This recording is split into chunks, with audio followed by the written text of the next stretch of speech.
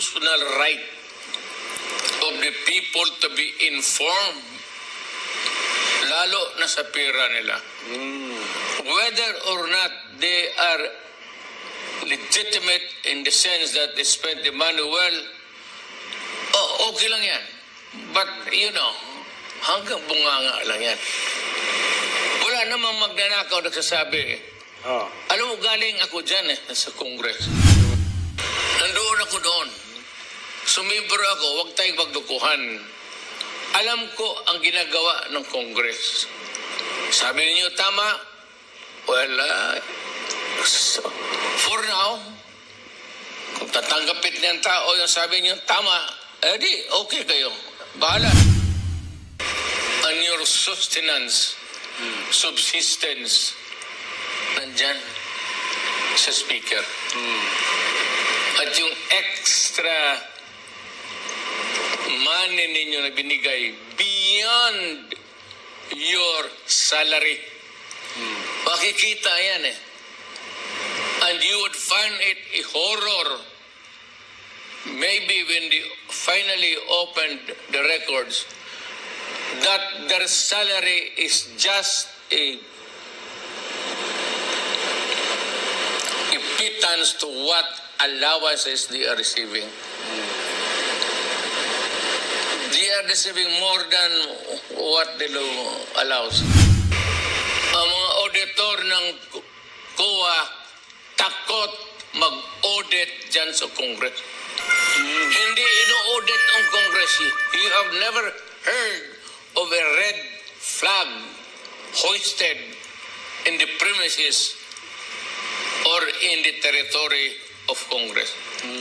Not once, not twice, not at all. Open the books of your finances. Yes. That was my demand. Ang sagot nila, this has prompted different reactions from lawmakers, from Congress, most of whom vouch for the integrity of the lower house and the strict adherence to the law. Really? Okay. If you are telling the truth, then let us open the book of accounts. Wala mga problema. Constitution, the right of the people to be informed.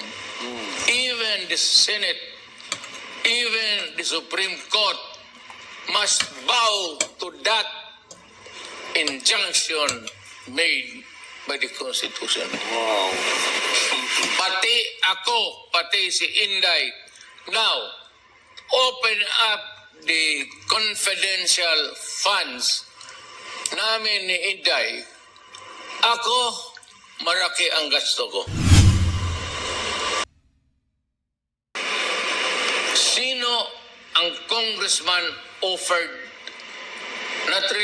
resigned because of a son's actuation? Kasi si Pulong, yung congressman ngayon, bata pa, nakipagsuntukan ng security guard. Malaki si Pulong bakbakan, nabugbog yung security. Ang ingay dito sa Davao, kunudrop nga ng sige, ganon. Nung umabot yung sa Congress, sa radyo, na ganon ang nangyari. Sabi ko, ganon. I offered to resign. Nilagay ko doon sa speaker, I am resigning. Sabi ni Speaker Villar, buhay pa naman yan. Hindi ko matanggap yan kay puro lang tayo congressman. Nilagay lang ninyo as speaker to maintain the order of actions sa bill in the conduct of the internal affairs dyan sa floor. Sinong congressman nag-resign as a matter of principle? Tanungin ko kayo. Sinong government official nag-resign as a matter of principle? Hi guys, magandang gabi po sa inyo lahat. Ito na naman pong muli ang inyong lingkod, si DIY KKB Informative. At magbabalik tanaw tayo sa ating dating Pangulong Rodrigo Roa Duterte, ang ating Tatay Digong na taga Davao City. So dito, ang kanyang ihahayag ay yung patungkol dun sa kaperahan ng Kongreso. Kasi ito po yung nalalaman kong unang-unang tanong patungkol dyan sa Kongreso. Saan na yung pera namin? Yun, parang ganon. Na ayaw buksan-buksan ang kanilang libro patungkol dito sa tax na ibinabayad ng taong bayan sa ating gobyerno. At ito ay mga ginagastos ng ating mga opisyales sa gobyerno, kagaya ng Kongreso. At ang Kongreso rin, sila rin ang nagbibigay ng budget sa lahat. Mapa Korte Suprema man yan, basta sa judiciary, executive, at yon sa kanilang institusyon na Kongreso, lower house and upper house.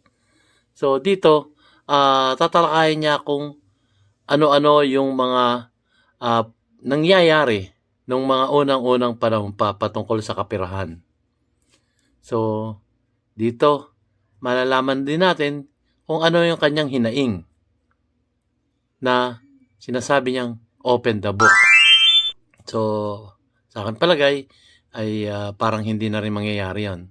Pero tunghayan natin guys, alalahanin natin yung mga sinambit ng ating kagalang-galang dating Pangulong Rodrigo Roa Duterte.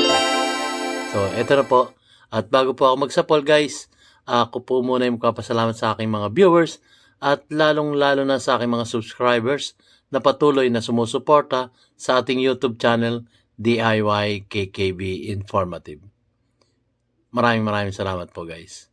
At reblog ko lang po ito dahil balik tanaw kung ano na ba ang nangyari, nasagot na ba o hindi ang mga budget ng ating gobyerno, dahil nakikita naman natin ngayon guys, dumadami ang mga dagdag gastusin at maraming mga panukala silang dagdag gastos at panibago na namang mga solusyon patungkol sa problema ng ating inang bansang Pilipinas. So, eto na po guys, huwag na natin pahabain pa. Ang ating kagalang-galang butihing dating Pangulong Rodrigo Roa Duterte. Eto na po guys.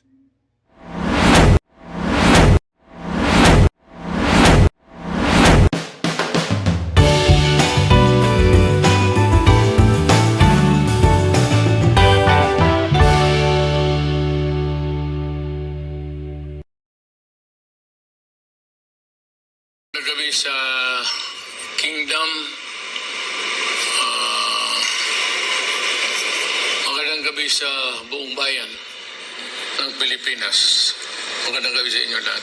The rationale of the whole thing, yung integrity ng institution ng Congress,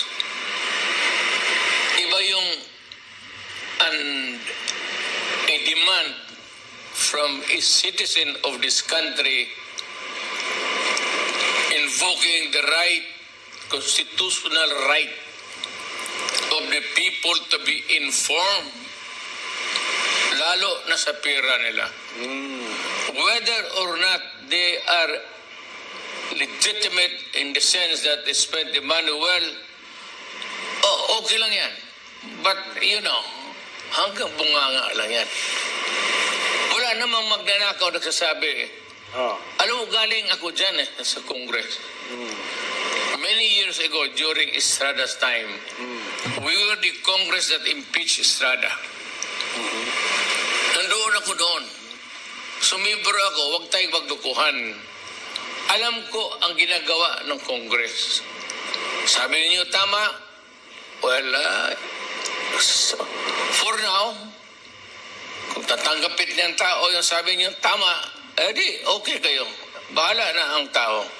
But itong most of whom vouch for the integrity of the lower house and the strict adherence to the law. Well, ito, we can only find the truth or falsity of this statement. Parang depensa to eh. That the integrity, that they have spent the money well. Well, that is maybe your truth. But how about the truth of the people? Now, you see, what is the best that we can do? Pati itong party list. You're under the protection and let me find the word. And your sustenance, subsistence, nandyan sa speaker. At yung extra money ninyo na binigay beyond your salary. Makikita yan eh. And you would find it a horror. Maybe when they finally opened the records, that their salary is just a pittance to what allowances they are receiving. They are receiving more than what the law allows. Salary plus allowances. And ito ang sabihin ko sa iyo. May kababayang Pilipino. Yung audit na yan, yung GAO, General Auditing Office, ino-audit lahat yan, mga presidente, mga opisina sa presidente down, cabinet, lahat yan, hanggang baba, doon sa mga pantalan, audit lahat yan. Okay guys, komento muna po natin yung sinabi niyang sa pagkakaintindi ko po, ako po ay nagsusuri lamang na ang Kongreso may sweldo yan. Pero ang binabanggit ng ating dating Pangulong Rodrigo Roa Duterte ay meron silang mga allowances na beyond, alam mo, beyond, mas lampas pa doon sa kanilang sinusweldo. Halimbawa, meron silang sweldong 100,000 buwan-buwan. Pero yung kanilang mga allowances, mas higit pa doon sa kanilang sinusweldo. So, yun po ang ibig patukoyin ng ating dating Pangulong Rodrigo Roa Duterte sa aking pong sariling pagsusuri. Beyond eh. Tapos meron siya sinasabing allowances. So, ituloy po natin guys. Ganun pala yun. Pag may mas malaki pa pala. Kasi naging kongresista to eh. So, alam niya yung kalakaran sa loob ng Kongreso. Ituloy po natin guys. Nakomentohan ko lang ng konti.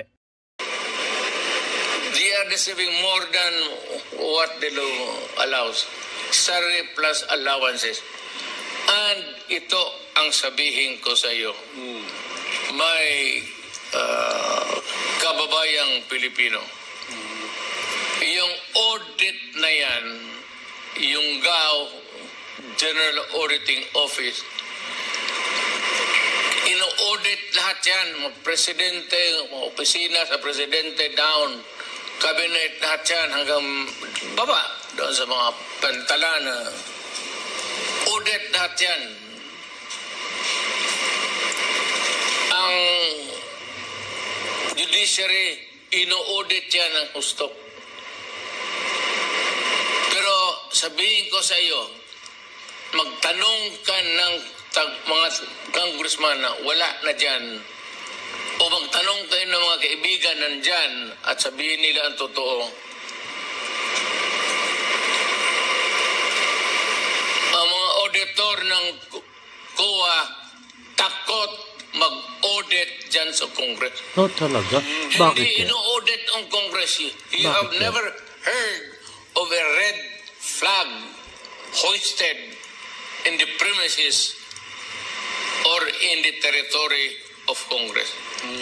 Not once, not twice, not at all. Grabe, ano? Paghanap kayo ng isang red flag, and despite or in spite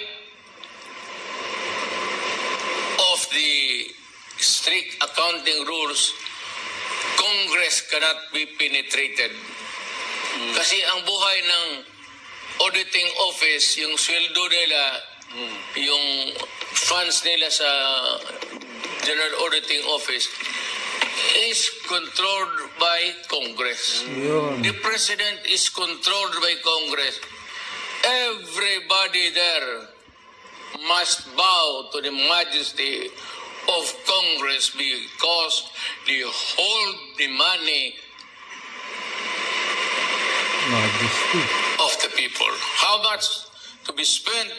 Ilang ibigay dito, ilang ibigay doon, maliit dito, maliit malaki doon. That's your prerogative. It's a constitutional prerogative. So, what is the defense? Kung magloko sila, magnakaw sila, mag-excessive expenses. The defense is in the Constitution. Ano kaya? And it says the right of the people to be informed must be is majestic. Diyan lang makita natin, pati akin, nung presidente ako, nung congressman ako, sige, buksan ninyo. Buksan ninyo para malaman natin. Makita ninyo doon. Kasi gusto ko, Pastor, makita eh. Kasi Yun. ako, Mayor, Resolution number I 10. hold every other week a command conference. Buhay pa yung mga tao na yan hanggang ngayon. You can check with them and with COA. Igay ko ang pera dyan. Hindi ko yung binubulsa. Nung na-presidente ako, almost every other week, may command conference kami. AFP, consisting of the Air Force, Army, Navy, and the Police. Diyan sa Malacanang, magtanong kayo ng isang general o magtanong kayo ng isang colonel dito sa inyo o magtanong kayo ng major kung hindi totoo nyo o magtanong kayo ng major kung hindi totoo ang sinasabi ko. Pag hindi totoo ang sinasabi ko, hindi na ako harap dito.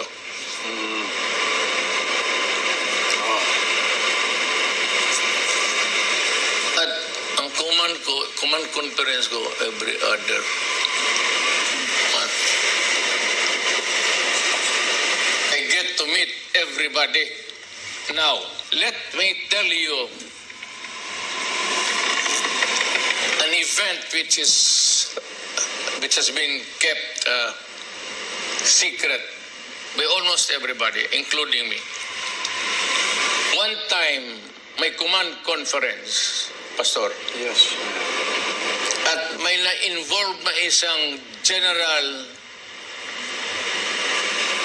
ang pera ng sundalo para sa may sugat of 1 million na wala.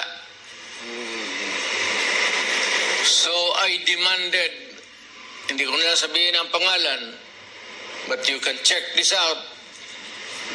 Diyan sa command conference, sinabi ko, umalis ka at ibigay mo yung pera kay ako ang magbigay doon sa mga sundalo.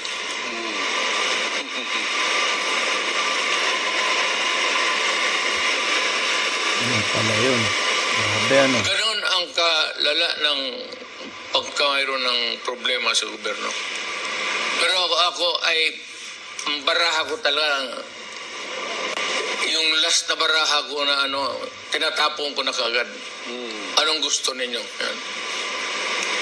In the cabinet, Buhay pa naman yan. Wala pang namatay sa kabinet eh. Naggalit ako dyan. Dyan si Medjaldia, nandyan yan. Siya ang executive secretary. Nandyan si Dominguez. Nandyan lahat. Nandyan yung military. Esperon, si Lorenzana. yung classmate mo na bright, Lorenzana, Mayor. Lorenzana. He was my DND chief. Yan, tanungin ninyo, buhay pa naman yan. Kasi nandoon yun sila sa cabinet rin eh. Hindi retired naman yan sila. Kaharap ko yan mga dito sa mga civilian, mga transportation ganun, puro civilian. Yung nilagay ko daw mga army doon, DNR, si Mato, si Anyo, lahat.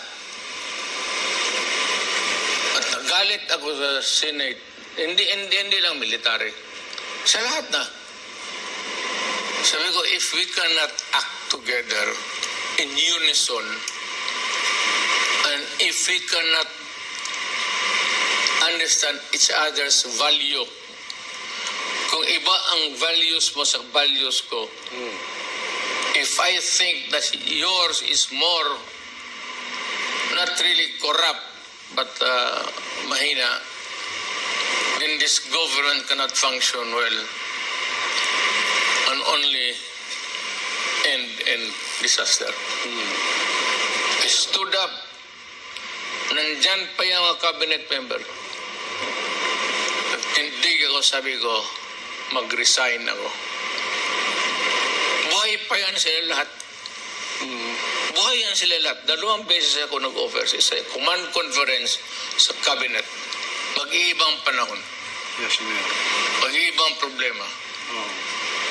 Dito sa it was caused by the loss of the money.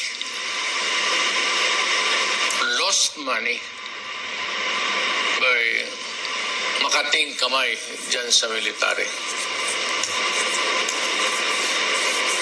Nagkalit talaga ako sa command conference at sabi ko, I will not be president for this country with you guys supporting me and making me a very stupid leaders standing there. At sa likod ko, iyayari ninyo ang pera ng tao. Grabe ha. Ito naman kay sinabi ko lang, you open up buksan mo lang. Open the books of your finances. Yes. That was my demand. Ang sagot nila, this has prompted different reactions from lawmakers, from Congress, most of whom vouch for the integrity of the lower house and the strict adherence to the law. Really? Okay. If you are telling the truth, then let us open the book Yun. of accounts. Guys, matagal na niyang namin. Strict adherence man kaya. Oo. Di pakita mo. Ito, Mayor, strict adherence. Nagkamali ka dito. Then I will apologize. But, batin mo. Huwag mo akong lukuhin. Galing ako dyan. Yan lang. Gusto ko buksan ang libro ni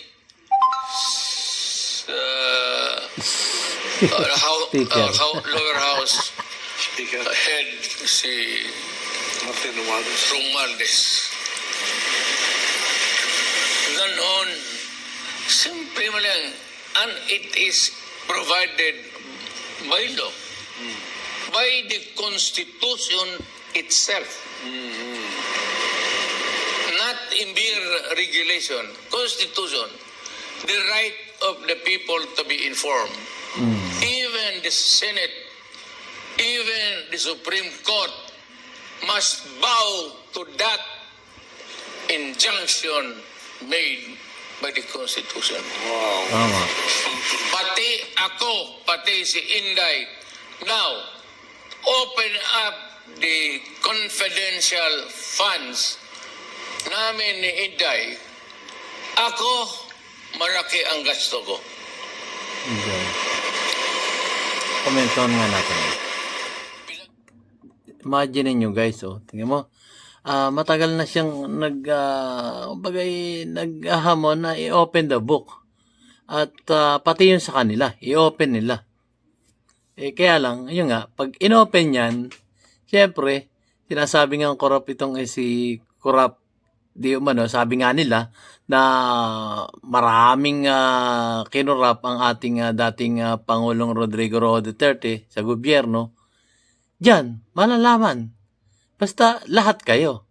'Di ba? Magandang magandang kumbaga magandang hamon 'yun para sa lahat ng opisyalis ng gobyerno. Yung nga matagal na niya sinasabi 'to. Pero walang nangyari.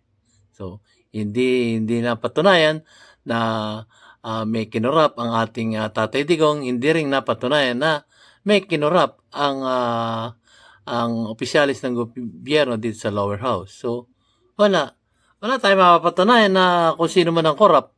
Samantalang naghahamon na siya na open the book para magkaalaman kung sino yung nangungurap sa kaba ng bayan. Yun po. Na komentohan ko lang po ng bahagya, guys.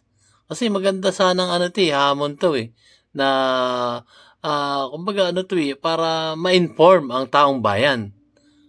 Kaya lang hindi nangyari guys Until na wala At nadadagdagan pa nga yung mga tanong natin sa lower house. Tayo nagtatanong pero walang kasagutan. Tuloy po natin guys. Pinaganda ko ang Davao by all means.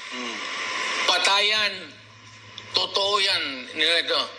Pinatay ko yung mga enemies of the state. At yung nag-surrender, tinanggap ko. And look at Davao now. Yes. Ganda nga Davao. Napunta na rin ako doon. Compare it with your city. Now, yung convincer fund Inday, minintay niya, akin yun. Alam niya kung sino ang bayaran, sino ang kailangan bigyan niya nag-surrender. Hindi na dala sa livelihood ng istorya na you have to wait for a program of livelihood in the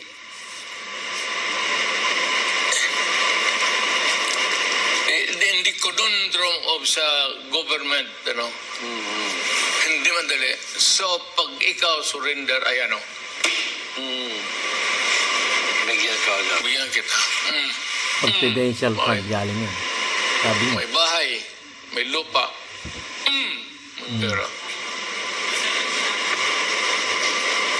kahit kung kinarakot namin yan, Yung nga paratag. tingnan mo ako ngayon. Ang hiram na nga lang ng jacket, Pastor. Jane. Wala kasi Hindi sila naman akong kabili mapatunayan. kung ilang taon ako, Mayor 23 plus 6 as President. Tingnan mo bahay ko. Nakapunta mo noon si Pastor. Nadagdag lang ng isa kasi bahay ng kapatid ko. Binili ko. Ayan. Yan kaya ang bahay ng presidente. Simple. Tingnan niyo. Look at the house. Simple lang ang bahay. Walang garage yan kasi puro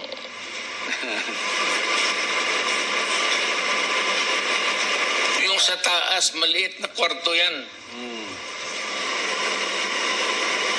Nagdagang ko kasi nanganak kami. Tapos pag alis ng kapatid ko, binali ko na lang para in front of it is also a housing na binagay ko sa anak ko, si Basti yung mayor. Ayaw kong malayo yung harap niyan, bahay lang rin ng housing. Yung kanya formang housing talaga, hindi pa niya iniba. Yung guest son ko eh. Tapos sa mayor, gusto ko lang na makita ng mga apo ko pa din nandyan siya. Yung bahay na yan, Mayor, nung mayor pa kayo. Mayor pa, long time ago. Ikaw pa, Pastor, ang nag-bless niyan. Yes, yes. Hindi ka tagkasya lahat ng members ng kingdom kasi hindi man talaga tayo magkasya. Maliit. Maliit. Sa labas lang. Bakit ako magpakurne? Why do I have to be a hypocrite? If I have money, magtahimik na lang ako. Ilang beses tayo nag-uusap sa ilang usap tayo dyan sa Congress na kaya nag-abot pa tayo hanggang ngayon na some of you are still there. Sino ang congressman offered resigned because of a son's actuation? Kasi si Komentahan muna natin, ha? Pulong, yung congressman ngayon, bata pa. Komentahan muna natin. Tingnan nyo, guys, yung sinasabi ng ating dating Pangulong Rodrigo Roa Duterte. Yun nga, nakita nyo naman bahay niya. Talagang doon lang. Ikumpara nyo naman sa mga ibang kongresista na naglalakihan yung bahay. Siguro sasabihin nila, dati na ako mayaman, narya na yan. So, yun nga. Mag-open the book kayo para magkaalaman kung ano talaga ang totoo at ang hindi totoo. Yung nga yung sinasabi niya rito. Matagal na panahon na rin to. Last year pa to sinabi niya. Pero ngayon, talagang nagmamatigasan. Wala talagang freedom of freedom of information para sa mga mamayang Pilipino para malaman kung nasaan na ang pera namin na binabayad namin na tax sa gobyerno. At itong tax na to ay aming pinaghirapan, pinagpawisan at pinagpuyatan. Sa bawat sentimo na ibinayad namin tax, yun po hindi namin na inumit o kinuha sa ibang tao, kundi yun po pinaghirapan ng bawat isang mamayang Pilipino dito sa ating inang bansang Pilipinas. So yun lang naman po ang hinihiling ng ating dating Pangulong Rodrigo Roa Duterte, si Tatay Digong. Pero mukhang hindi na mangyayari. At harinawa, makapag-celebrate tayo ng Independence Day sa June 12. So, ituloy na po natin, guys. Sino ang congressman offered resigned because of a son's actuation? Kasi si Pulong, yung congressman ngayon, bata pa, nakipagsuntukan ng security guard. Malaki si Pulong bakbakan, nabugbog yung security. Ang ingay dito sa Davao, ang kunudrop nga ng sige, ganon. Nung umabot yung sa Congress, sa radyo, na ganon ang nangyari. Sabi ko, ganon. I offered to resign. Nilagay ko doon sa speaker, I am resigning. Sabi ni Speaker Villar, buhay pa naman yan. Hindi ko matanggap yan kay puro lang tayo congressman. Nilagay lang ninyo as speaker to maintain the order of action sa bill. Hindi conduct of the internal affairs dyan sa floor. Sinong congressman nag-resign as a matter of principle? Tanungin ko kayo. Sinong government official nag-resign as a matter of principle? Prinsipyo. Nako. Huwag kayong ang deal natin. Total, it's a mechanical yan eh. Under the law talaga ang Constitution. Buksan mo yan. Integrity of the lower house under strict adherence to the law. Pag hindi ninyo nasunod yung integrity and strict adherence to the law, I will ask you to resign also. Yun. Ako sigurado ako, 100%. Si Romualdez may tama na. Galing ako dyan eh. Tingnan natin kung magkano ang pera niya. Para So your challenge, Mayor, is to just open the books. open the book so that is to support the speaker who transformed it into one of the nation's most respectable institution. No. Will did talagang media, yung free press noon, kailang pa ba itong Congress naging respectable? Kaninong watch sa anong speaker, sino si speaker?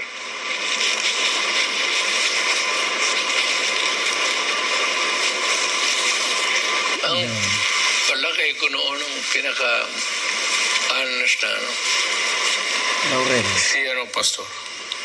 Si Laurel. Miguel Laurel. Yeah. Tama. Siya nga. Do yung Sino yung isa?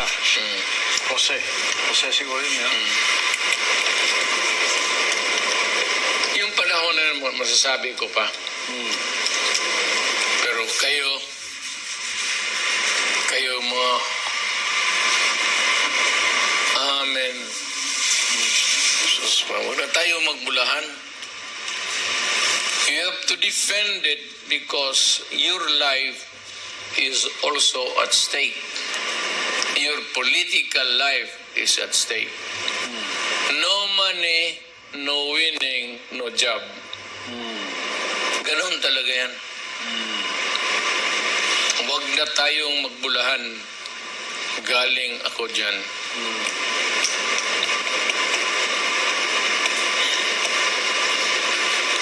Hindi lang galing sa Congress kayo, Mayor, kundi naging presidente pa kayo. Yun.